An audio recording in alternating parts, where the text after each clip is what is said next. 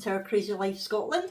My name's Fiona and today I am going to be making these gorgeous pumpkin storage jars which were kindly gifted to me by Beebeecraft as part of their YouTube programme. If you missed that unboxing video, I will link it for you. I will also link the link. I will also put the link to this set of moulds in the description of this video, along with the link to the Beebeecraft website, my 10% off discount code, which is always very handy, and the link to the Beebeecraft YouTube programme if you want to join in. As long as you've got 100 subscribers or more and you have good interaction with them, you can use that link to apply to get free products from them so you can show your lovely viewers. Right, let's get into this. Now, one of the good things about Beebeecraft moulds is they quite often come in a set rather than just a single one. So this pumpkin mould, it's a little jar, so that's the main bit and that's the lid. This comes as a set of 3, so I thought today that we would try to do all 3 of them but in different ways, just to see how versatile the moulds actually are. So the plan is to do that. I am going to do one with resin, alcohol inks and a little bit of foil. I'm going to do another where I dust the mould first with chameleon flakes and powders and then add black resin to it, so that'll be a really opaque one. And then I'm going to do one in an eco casting resin just to see what that looks like as well. Now, I have been smart enough to measure how much resin these moulds actually take. I always forget, but I remembered today, so I just filled it with water and saw how much it actually took, and it was 200 mils for the main bit and 50 mils for the lid. So it's going to take just over probably 250 mils, or maybe even just under, depending what you're adding to it, of resin. Right, so what I'm going to do to start is, this one has got water in it, so I'm going to put that to the side. You don't want to use anything damp with resin. It would be okay with the casting resin because that has water in it anyway, but it will be dry by the time I go to use it because I'm doing them one at a time. So I'll just take one, and this is the one that I'm going to dust with chameleon powders, flakes and powders, because I've got this set of resin chameleon flakes and there's 5 different colours in it. We have got blue, and I know these aren't really autumn colours, but this is going to be a more sort of colourful pumpkin. They don't always have to be autumn colours, do they? Artistic licence, that's green, that's fuchsia, violet, and lime. Now, I counted how many sections there are because I'm going to dust each section different colours, and there's 12, and I want to leave a blank one in between each that I'm going to colour with this really nice metallic gold.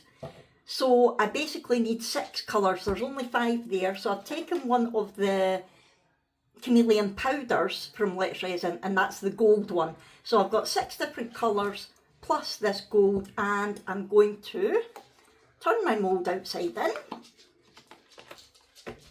Oh, I've never used these moulds before, so it's going to be interesting to see what they look like. And I am going to basically dust these little sections, and I'll probably dust the inside of it as well, just with the gold colour. And for the lid, I'm going to put the gold in the stalk, the stem, and I'm going to put the other colours round about it. Has that got 12 as well? 1, 2, 3, 4, 5, 6, 7, 8. Yeah, that's got 12 as well, so I'll probably do that in the same way. And yeah, let's just get going. I'm going to put you on time lapse for this because you don't need to see me doing it in real time. I'll show you just the first one that I'm getting started. Which one will I do first? Let's do blue. And they are very staticky, they will go everywhere, but you can clean up later on. So basically what you want to do with the flakes, you want to burnish them really, really well. So that basically just means rub it into the mould. In fact, you know what, I should probably do the gold bits in between first. there'll be less cleanup that way, because whatever hits the silicone first, whatever colour or powder hits the silicone first is the bit you're going to see. So yeah, I'm going to clean this bit up. I'm going to start by doing the gold in each alternative bit, and then I will start on the colours. That will be easier. Right, I'm going to put you on time lapse now while I do that.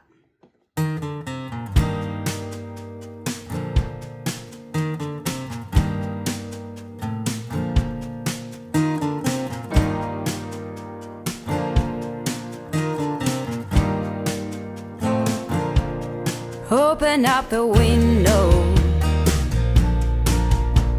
I'm breathing in the last of September.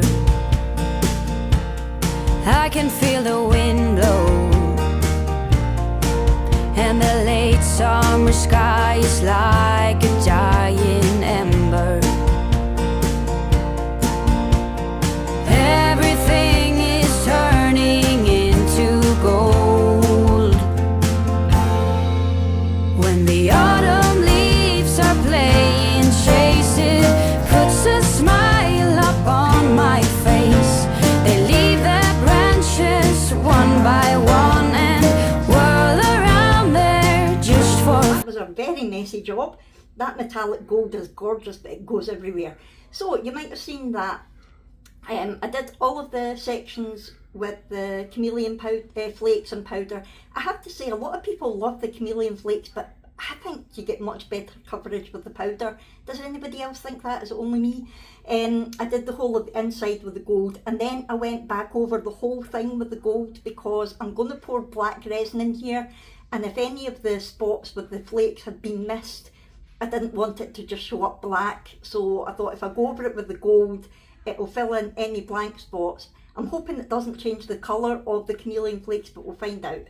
And with the lid, I wasn't too fussed about how neat it was. I just basically wanted to have a representation of all of the colours in the lid, and I made the little stock gold. So what I'm going to do now is I'm going to mix up my resin. Since it's quite a deep mould and I want to do it in one pour, I'm going to use the deep pour resin just to be on the safe side. This is the Craft Resin Deep Pour, and it is a 48-hour curing time, so it does take longer to cure, but you're not going to get any flash cures. Not that I've had any. It's quite cold here. Well, not cold, but it's cool. I'm not likely to get any flash cures, but just in case. So this is what I'm going to be using. Now I need 250 for this, but I want to borrow some of this for one of my other pumpkins. So I'm probably going to make up maybe about 320, something like that, of this, and I will come back to you once it's mixed and ready to go. So I have mixed up my resin, and it's a 2-to-1 ratio, so 2 parts of A and to 1 part of B by volume. So I think I did 200 of part A, 200 mils of part A and 100 mils of part B, I think. And then I have poured some of it out into a separate container that I'm going to use in a little while. But just now what I'm doing is I'm just adding some black pigment paste, and I'm going to give this a good mix up. Add in a bit more black. And once that's all mixed up, I'm just going to get ready to pour. I am going to pour the main part of the jar first, or the dish, whatever you want to call it. And I am getting the hair off. I'm just going to pour nice and slowly. I'm just going to do it right in the centre and let it flow where it flows. That's what resin does. It does what it wants to do. But I thought if I put it right in the centre, it should hopefully go nice and even.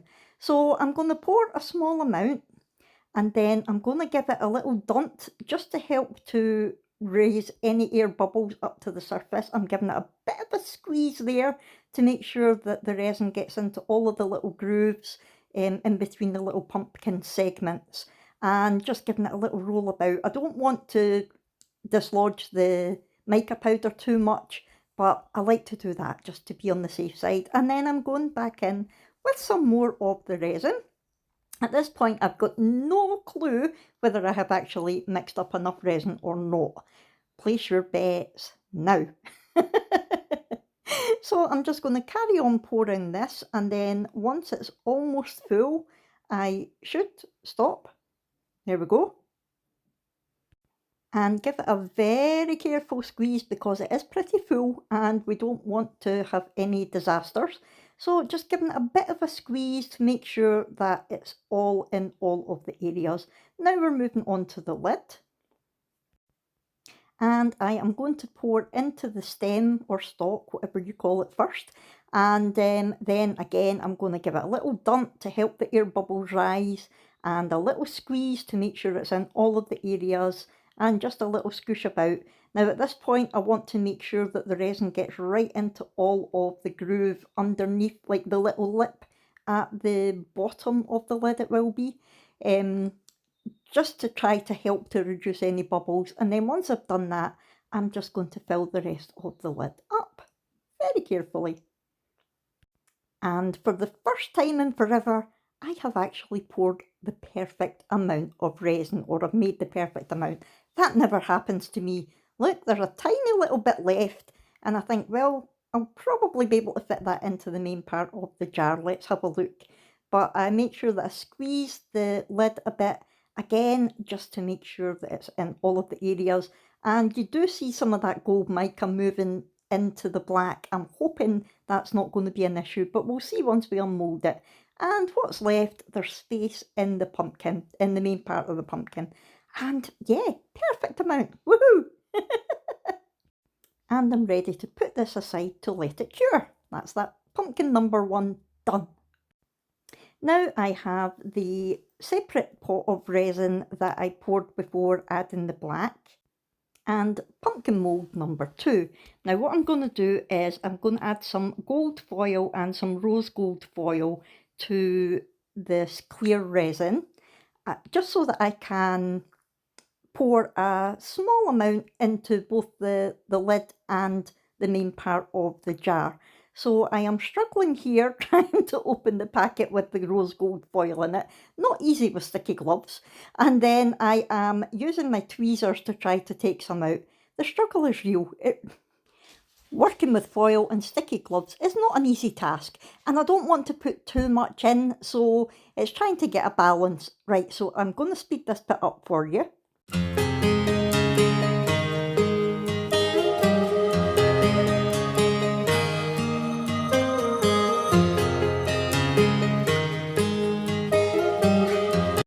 That's both coloured foils added now, and even although it's quite big sheets when you put it in, once you mix it, it does sort of break down into smaller pieces, so it doesn't look so bad. So I'm just making sure it's all nice and mixed. Once I'm happy with it, I give the moulds a little bit of a spritz of alcohol. Can you spot the mistake? I do spot it eventually, but just wait for it. So just now, I am just going to pour some of this into just the stem or stalk. What do you call it? Let me know in the comments below, of the lid. I don't want to put it in the main part, so I'm just very gently pouring it. And I want to make sure that I've got enough foil and resin in there. I want a good mix. And I don't know whether all the foil is going to fall to the bottom, which would be the top once we unmould it. You know what I mean? I'm just giving it a little bit of a squeeze there, make sure it's all okay. But I just go for it, and we will see what happens once we unmould it. This is where I realised my mistake. Thankfully, before I start pouring, I had spritzed the wrong side of the mould. Yeah, I just realised there. So I'm going to spritz the right side of the mould this time before I start pouring. And then I am going to make sure there's some alcohol right along. Basically, that just breaks the surface tension to try to alleviate bubbles. The deep pour resin does have a longer time for it to degas, so I don't worry too much about bubbles, but I've never done this mould, so I don't know. And then I am just going to start pouring. I'm going to do it the same way as the other one. I'm going to pour it right in the centre, and I think I pour about half of it in, and then I stop. Yep, I stop about here because I don't know how much is actually in there, and I want to make sure that it is going right the way around. So I'm just off camera there, sorry, having a little look to see how much is in there, and I do still need to put more in. So here we go, I'm going to pour some more, and again I'm trying to make sure the foil goes in along with the resin. I will carry on doing this and I will come back to you.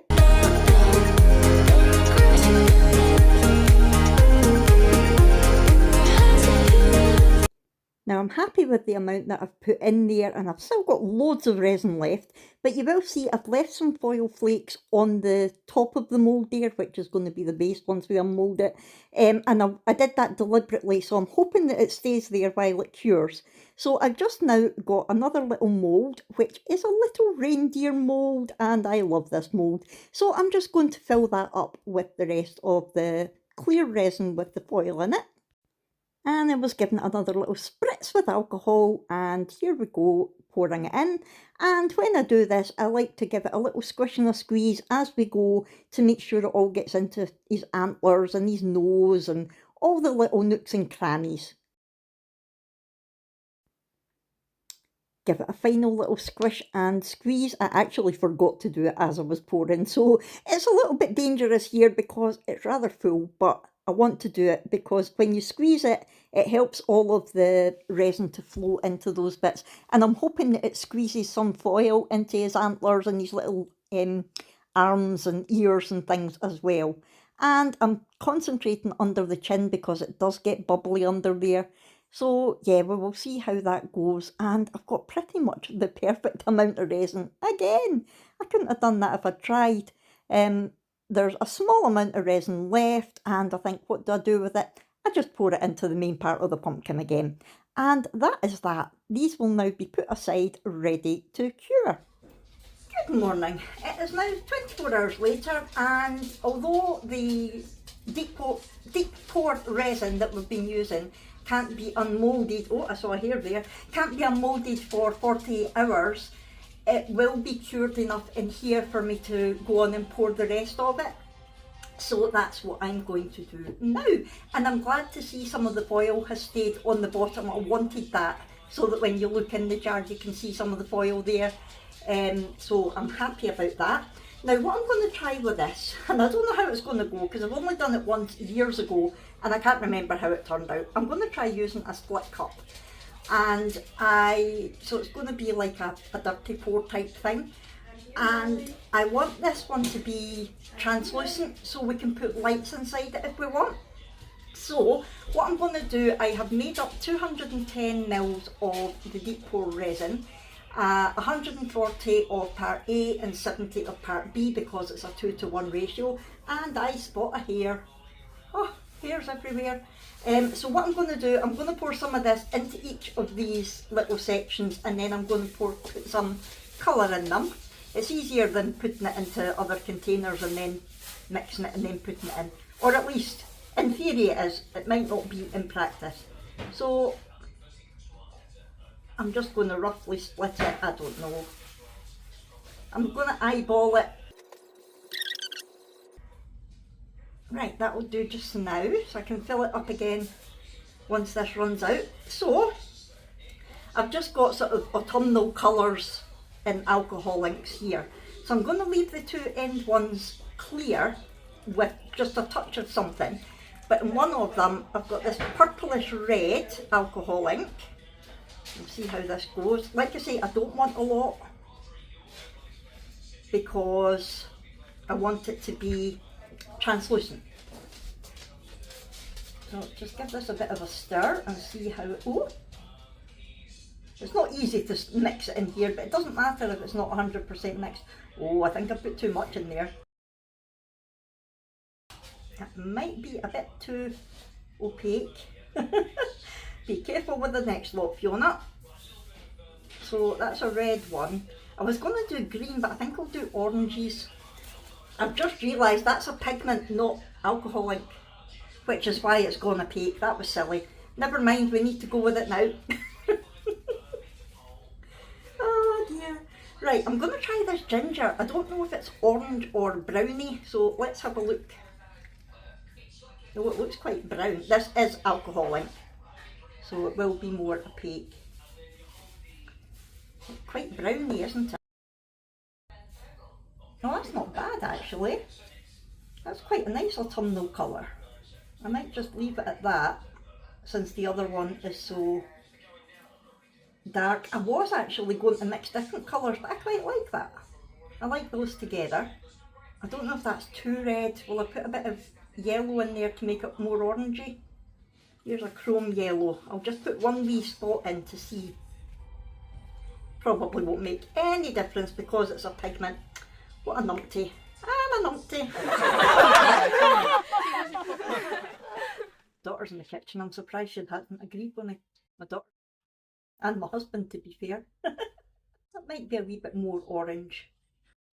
Yeah. We'll see. Right, so what I'm going to put in the clear one is, I thought about a bit of glitter and then I thought no, because glitter will end up overpowering it.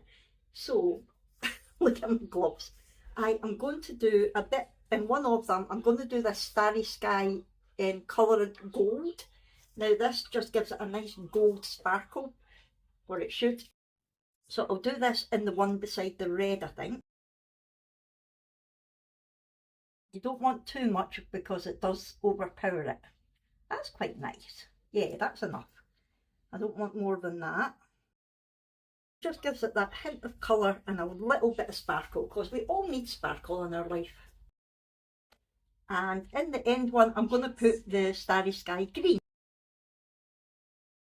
Yeah, that's lovely. I don't know if the camera is picking that up, but it's a nice green.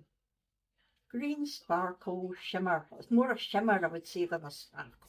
Oh, and I'm not worried if they're not completely mixed up, because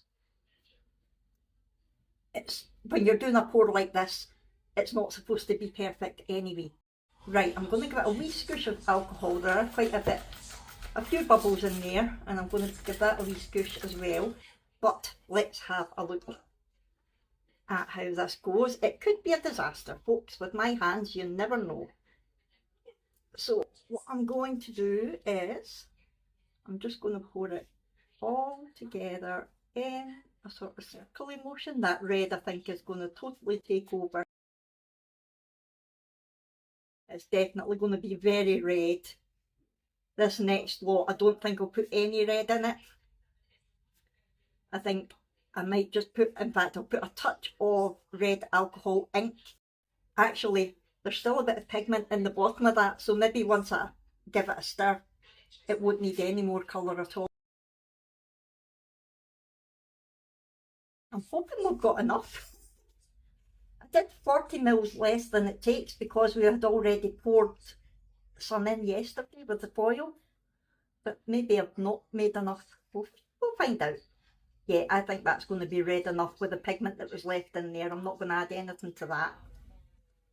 I'm going to add, what did I put in there? It was ginger, wasn't it?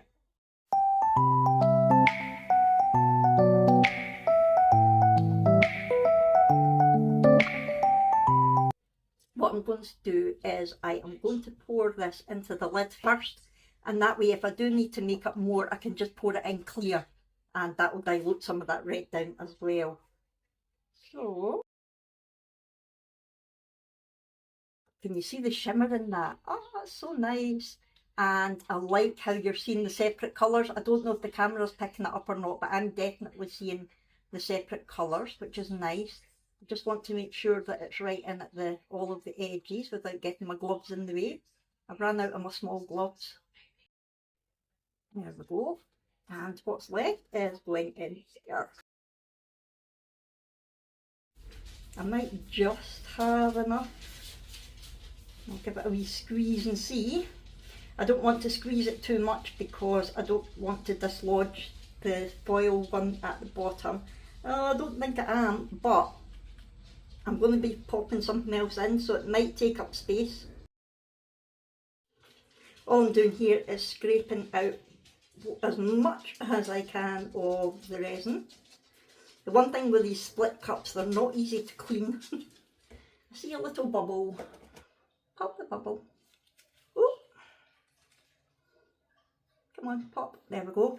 What I am going to do now is I have got these maple leaves. I didn't realise how big they are. Maple leaves. I didn't realise how big they are. So I had been going to put it in with the clear, but when I saw the size, I thought, right, I'm just going to put a couple in a couple of places. Where's my tweezer gone? I'm not going to put red in because I think we've got enough red in there. I'll go with the gold and the orange because that matches the foil anyway. and I don't mind whether they're up the way or down the way or round the way. There we go, it can go where it wants. So I'm just popping them in.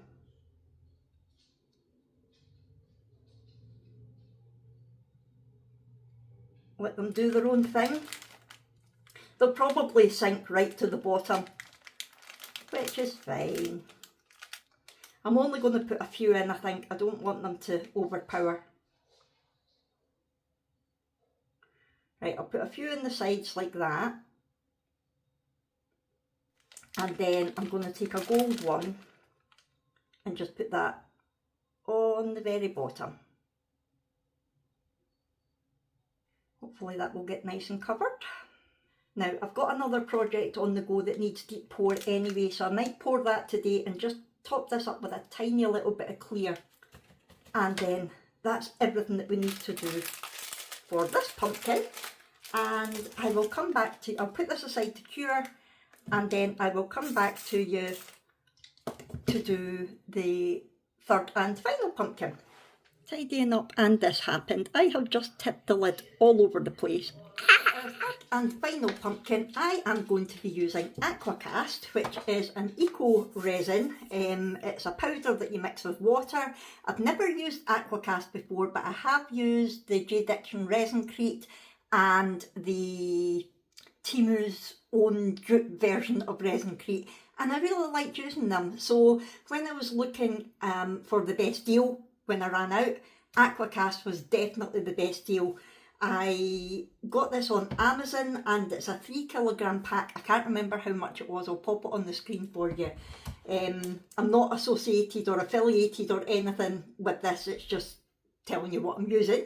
Like resin, most casting powders, eco resins have got their own mixing ratio, and this one is 100 to 35, so 100 grams of powder gets mixed with 35 grams of water, and I've got no idea how much is going to be needed to fill this mould. So what I think I'm going to do, I want to do it in separate layers anyway to get different colours.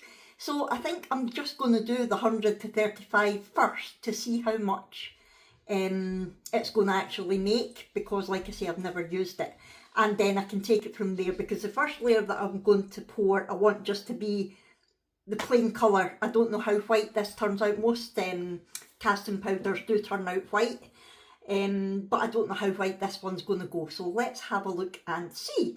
So the first thing I'm going to do now, this is by weight rather than volume. Got my scales here. I'll get a couple of cups. Right, here are my cups. Yes, they are a bit mucky. They're clean, but this is the ones I use all the time for my casting resin. So this one says to add the powder to the water, so I'll do it that way. So I'm going to turn this on, and it's on grams, so I want 35 grams of water.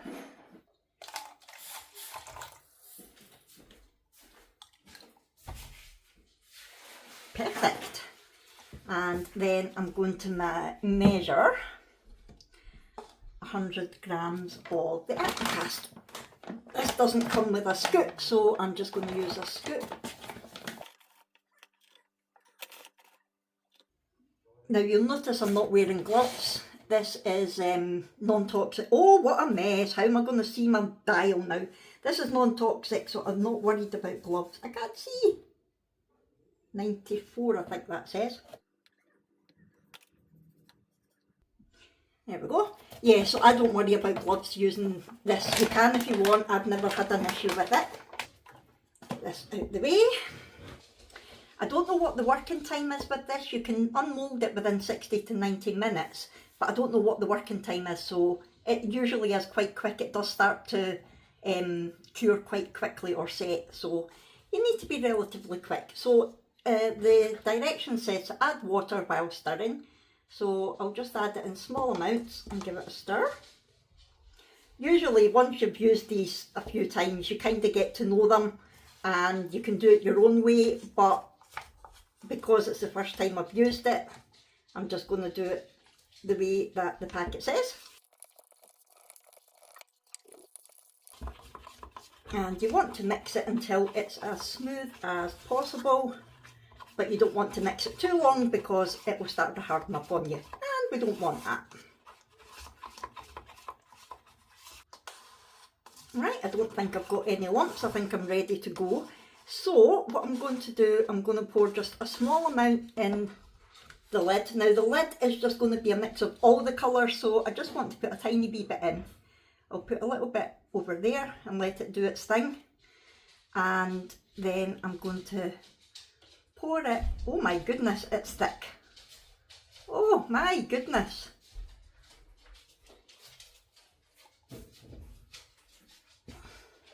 It's a lot thicker than the other ones that I use. Again, I don't want this to be sort of uniformly in lines, layers, anything like that. So I'm just going to sort of randomly do it. Wow, that is very thick. I might pop another little bit on here. So it's actually a relatively decent amount that you get with 100 grams. I'll scrape this down the sides a bit. I don't mind if there's some on the bottom, that's fine. I'm just lifting it and dropping it very slightly, just to sort of level it out and to help any air bubbles pop up to the surface. If you agitate it a bit, it tends to help to get rid of any bubbles. And the lid, I am just circling round a wee bit because it was sitting exactly where I put it. It's so thick. So I'm just going to scrape what's left in here into the mould. Then giving it a scrape and a dunt and a little squeeze. And I'll put that to the side to start setting up while I mix the next lot of powder and water together. And I'm going to add a little bit of colour to this one.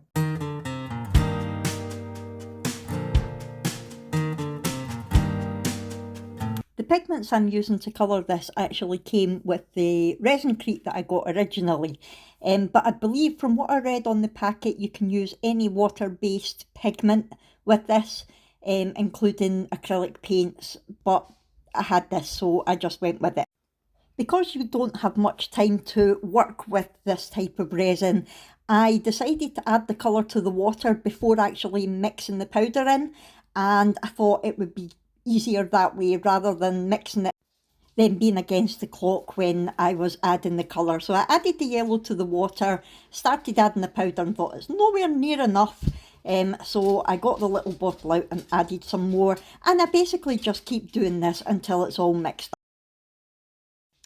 I decide it's too yellow for what I'm looking for, and I haven't got any green in the other pumpkins, so I decided to add a bit of the blue pigment to it just to try to make a green. So I will speed this bit up for you and you can see how I do this.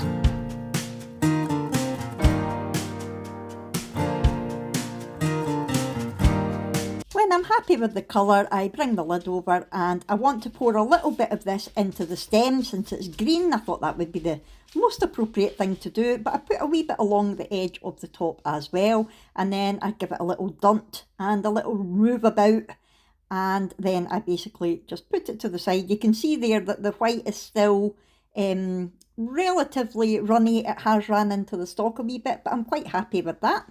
So a little dunt, and then that's enough for the lid. There's a few surface bubbles, and I'm not sure whether you can use a flame with this stuff or not, so I give it a go and it seemed to work. So I just used a long neck lighter to get rid of any of the surface bubbles that were there. That's what I do with normal resin, and it worked with this, so yay. Then on to the main part of the pumpkin, and I just do exactly the same again. I leave the bits of white that are on there, it doesn't really matter. Now, I deliberately wanted to pour this before the first layer was fully cured, because I've seen that you can sometimes, if it's fully cured, you can have an issue with the two layers separating. So I know that some of the colour is going to merge a little bit with the white, but I'm hoping that it's cured just enough that it's not going to merge completely. We will find out. Like I said, you'll live and learn with these things. So I'm just going to give this a scrape the same way as I did before. And as you can see, it's scraping the white as well, but that's perfectly fine. I just go with it. And I basically just continue doing this the way that I did the bottom layer. So I'll speed this bit up for you. While that's curing, I'm going to mix up my next layer. I have measured out the powder and the water, and I'm just doing exactly the same again. I'm running out of the yellow and I think, no, I really need this. So I'm squeezing what I can of the yellow into the water again. And I am going to make this one orange. So as I'm going to mix the yellow in with the water, and then you will see me adding some red to it, and I will mix it all up again, just the same as I did before. Everything is turning into gold when the autumn leaves are playing chase. It puts a smile up on my face. They leave their branches one by. Once I'm happy with the colour, I start pouring into the lid. Now, I know again that it's not properly cured yet, but I think it's going to be fine. But I do notice that the blue ink is separating slightly in the green layer, so I'm a little bit worried about that, but I need to just carry on regardless at this point. Since I was a little child, every year for as long as I remember. Again, I'm just using the lighter to burst any surface bubbles like I did the first time. Now I'm just taking a micro brush and I'm going to go around the very inside of that little rim bit of the mould, because I want to make sure that the resin gets right into there and that I'm trying to minimise any bubbles. So that's all you see me doing at this point. I'm not trying to mix any colours or anything, I just want to try to avoid the bubbles. And now I'm going to let it set. I did give it longer to cure this time before actually mixing my next layer, basically my last layer, because I was a bit worried that the colours were going a wee bit yucky when they were mixing together. So I thought I'm going to leave it. I don't want it fully cured, but I really want it to not be mixing too much at this point. And this time I just want it red so that I've got a red layer at the bottom. And I'm just mixing it up in exactly the same way until I get the colour that I want. Now I know it's going to be more pink than red because the powder's white, so all the colours do tend to go kind of pastel-y rather than being bright vibrant colours, but that's fine. So I'm just doing exactly the same again, and hopefully this will be my final layer.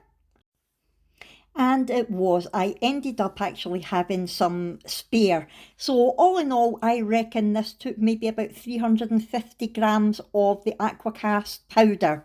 And then with the water added to it as well. So about 350 grams of powder in total that took. And that's the Aquacast.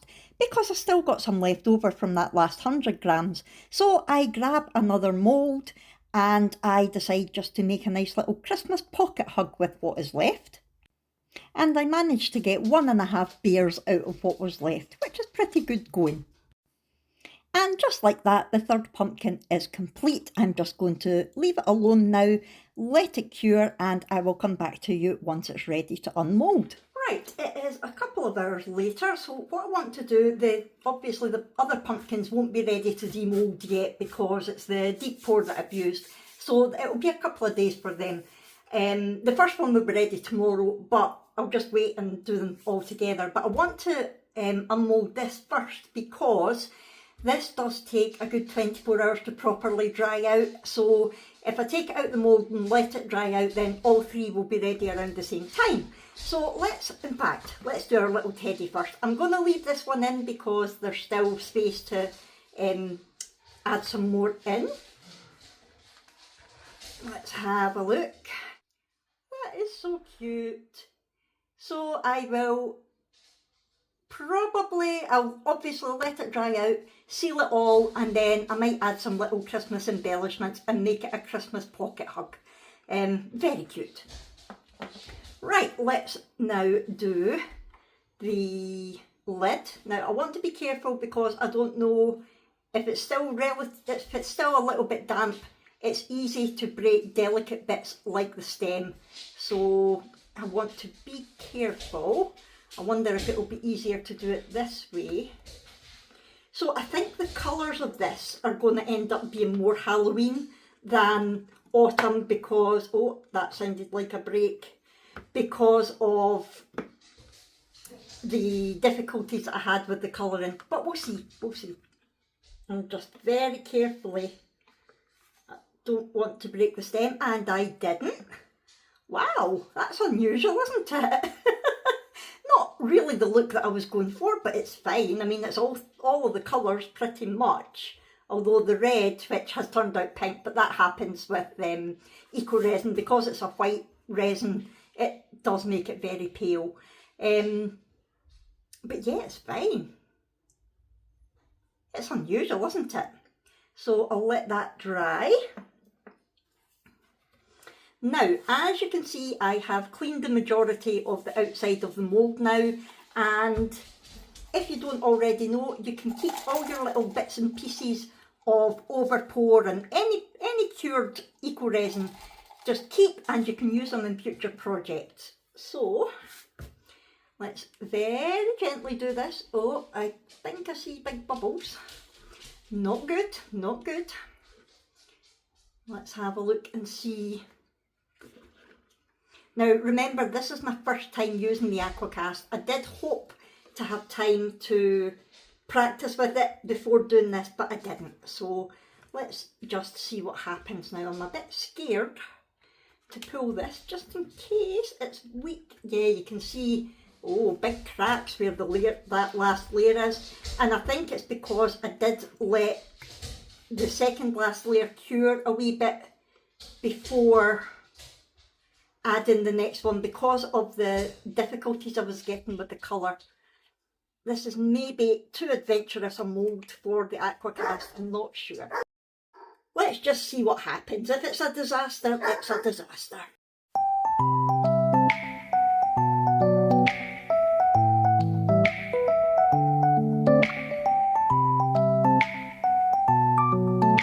Right, let me see if I can use these like an extra pair of hands. I've done this before with epoxy and it worked, but it might actually break the Aquacast. We shall see.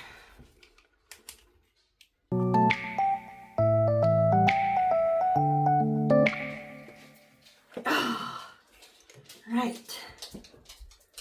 Okay, so if we look at the inside, it's very interesting patterns. If we look at the outside, not very impressed. You can see that's what I was worried about. I could see a layer of the blue forming with the green, and I thought, oh, I don't want blue. You can see it on the inside as well. Again, because I'm not used to the Aquacast, but this is my main concern. Because I think I maybe left too long between this layer and the last layer. I did it so that I wasn't getting too much. I actually had been worried that the colour in here was a bit strange, so I thought if I leave it longer it might be a nicer sort of colour definition, if you like, but I think I've left it too long. So that is a learning curve, but I can try and do something with it once this has dried out. We'll see how it goes. There's a big bubble there as well. Yeah, it's not really the look I was going for. It's not the colours I was going for. You can see here, this is the colour of just the plain Aquacast, which is a kind of off-white, I would say. Let's see if the lid goes on it. Yeah, it sits on nice. I actually like it. See, when I see it with the lid on and see it all together, I do like it. So I'll try and do something with this once it's all dried out and I've sealed it. I'm going to leave it just now for a couple of days until the other pumpkins are ready to unmould, and then we will do it all together. I'll see you then. Good morning. It's been a few days since we started this project and 2 days since we poured our second pumpkin. So it's unmoulding time, my favourite time. Let's start with pumpkin number 1. This is the one that we brushed the mould with chameleon flakes and powder and the gold metallic powder, and then poured in black. You can see the mica, usually any floating mica that's left sort of pulls into the middle. That actually looks like a pair of lips. Does anybody else see that? Anyway, enough. Let's get this out of here. I have got no idea what it's going to look like. As I said, this is the first time I've used these moulds. Obviously we did unmould the Aquacast one yesterday, but resin's always got a very different look. So far it's looking okay.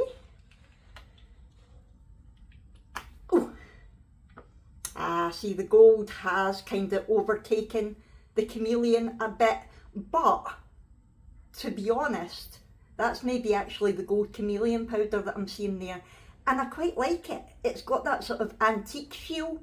It's like the top layer's rubbing off slightly and you can see colour underneath. Does anybody else agree? But yeah, I do like it. Now, I don't know how easy this is going to be to get out. The Aquacast one was difficult, but I was worried about breaking it. I'm not worried about breaking this, but it might not be easy. Just break the seal all the way around. There we go. And be careful because these edges are rough. They're sharp even. Ugh. Let's see. I haven't got the best dexterity or strength. Oh, it's actually not bad. Oh, oh.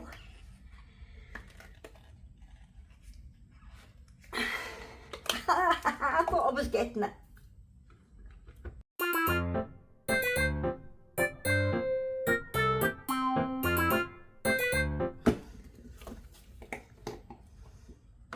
Right, I don't want to look yet. The mould is pretty clean, so the resin's taking the colour.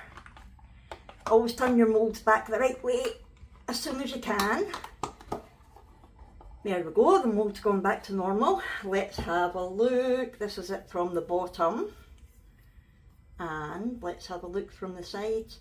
Yeah, again, a bit like the top. I think probably me going over it with the gold to get any missing spots was a mistake. But again, like the lid, I like the idea of it looking quite rustic. And inside it's just that gorgeous metallic gold. I do love that powder. Now, see those little black bits there and there? That will be where I flip the mould back the right way. You know how I turned it outside in to dust it? When you flip it back the right way, you get fingerprints and things and take off some of the powder. And I did go back in and try to get it, but obviously missed bits. But that's okay. I actually quite like it. It has got a sort of antique-y look to it. Let's see what it's like with the lid on. The lid fits perfect. I like it. I really actually do like it. What do you think? And then you can do whatever you want with it. You could, don't put a proper candle in here because resin and heat don't mix. But you could put potpourri in, or potpourri as people call it. I've always called it potpourri. Or you could just use it as a little trinket dish. You could use it for anything you want. At Halloween you could put some little sweets in there. Yeah, like it. Now let's go on to this one. This is the one that we poured some over pour there. I don't throw these away either, I always keep them. This is the one that we put some foil in first, and then we went in with the split cup with the different colours. But remember, I was a bit heavy handed with the red because I used pigment instead of alcohol ink. Right, let's get this out. Oh, it's very pretty. I love the foil, but the lid's just the one colour. It's a sort of orange, which is fine. I've got some tiny micro bubbles around the edge, but I like the two colour foils in the stem, and I was worried that it would all just sink up to here, if you know what I mean, because it was in that way. I thought it would all just sink down, but it hasn't. It stayed through it, which is good. Right, let's see how we can, if we can demold this.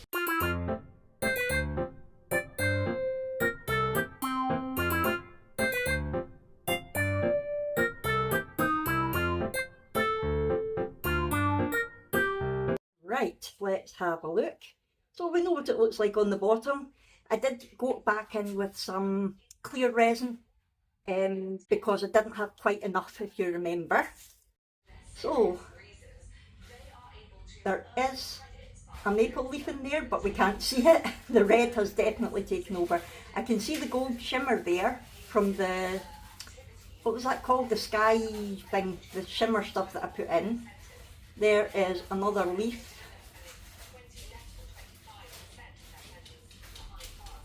Yep, I can definitely see the shimmer, which is nice. But other than that, it's all the one colour. And look at the top. I love the foil. You can see the layer, like where the two layers come together, but that's because it was clear and then coloured. It's not because I had left it too long between pouring. I like it. You can see the leaves more inside. And when you look in the bottom, you can see the foil. I can't see, there's a few tiny micro bubbles there. I can see some of the green shimmer in the bottom. I can't see any other bubbles, which is good. I do like it. It's not the effect I was going for because of that red. So the lesson there is make sure it's alcohol ink you're using and not pigment. Although in saying that, with the colours that I used, it might have all blended in together anyway. Maybe deep pour resin isn't the best to use a split cup with because it does take so long to cure. It's a lot thinner, like a lot less viscous. So it's got more time to merge together. But let's see this one with the lid on. Yay! Now this one, oh, I can see the leaf more there. This one you can just leave like this, or you can put lights inside, like battery operated lights. I will do that in the end photo for you. And I might have a little bit of smoothing off to do there, but not a lot. And this one I have got a little bit, it is quite sharp. So I'll take off some of that with my deburring tool. And then of course we have got our Aquacast one. Now I haven't, why is this lid not going on now? The lid fitted, oh there we go. I haven't done anything with it, I still need to seal it, and I will show you briefly how I do that. So yeah, I think they're nice. What I'm going to do, oh, we've still got our little reindeer. Let me just, I'll unmold this off camera, and here he is. He's really cute. This is what I was worried was going to happen with the stock. I thought that all the foil would fall. I don't mind that it has in the little reindeer. I think that is really cute. What's puzzling me is his body looks quite frosted, whereas his head is crystal clear. Look how clear that resin is. There's no bubbles at all. As opposed to the J-Diction 4-hour resin that I used in my last video. God, I'll link that for you. That was a nightmare. So I think this is a mould thing rather than a resin, because if you look in there, it's crystal clear as well. So I don't know if this bit of the mould is just getting a bit sort of worn. But I quite like it because he's a reindeer. He's going to be a bit chilly and frosty, isn't he? So what I'm going to do now, I am going to wax this, and just to seal it, you always need to do that with any like Aquacast or Eco powder resin.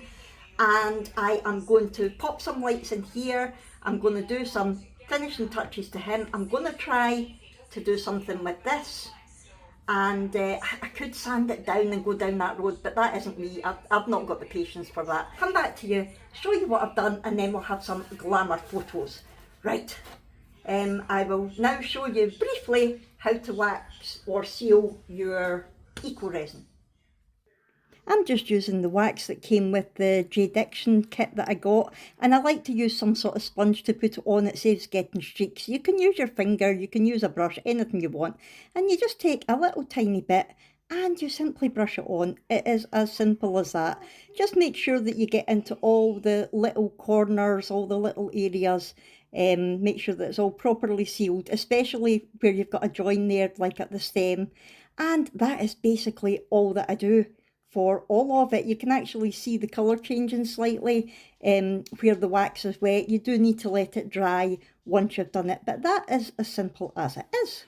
Right, that is all the finishing touches done. Let me show you. So we'll start with my least favourite, which is this. So that is what it looks like from the top.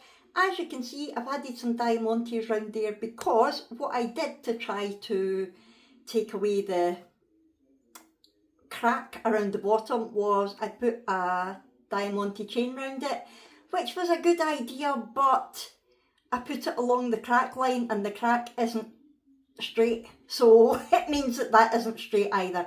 But it's fine, it's okay. Once it's sitting like an ornament, it's fine, and that is it. Inside it has been sealed now with the wax as well. I'll show you properly in the photos coming up soon. Next we have the one that we brushed with the chameleon flakes. I did go a bit OTT with the gold, so you can't see the colour that well. I didn't do anything with this off camera. It is just the same as it was. I don't think it needs anything else. And the last pumpkin we have is this. The only thing that I did off camera was add some lights. So if I open that up, you can see the lights. And I'm going to go put my light off just now and let you see what it looks like.